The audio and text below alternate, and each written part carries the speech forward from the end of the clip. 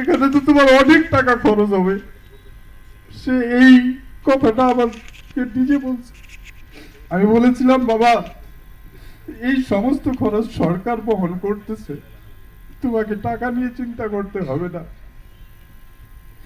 আমি এমন একটা সন্তান হারিয়েছি যে এই কষ্টের মাঝে শুয়ে শুয়েও আমার কথা চিন্তা করেছে, আমাদের কথা চিন্তা করেছে।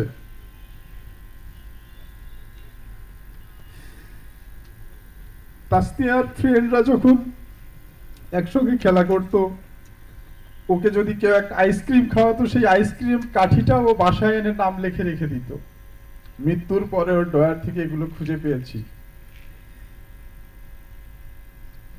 তাসনিয়ার সাথে পড়তো মায়া। মায়া মারা গেছে 24 তারিখে।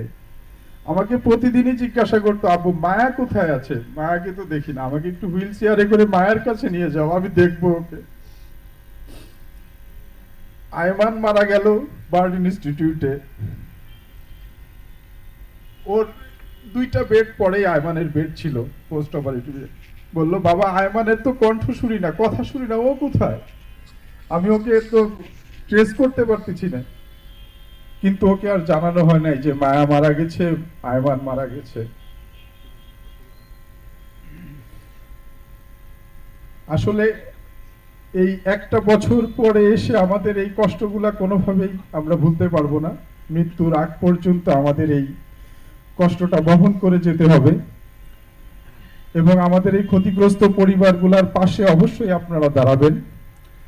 আমি বিশেষ করে মাননীয় ডক্টর জোবাইদা রহমানের কাছে আবেদন করব, আমরা মাননীয় প্রধানমন্ত্রীর সঙ্গে একটু দেখা করতে চাই।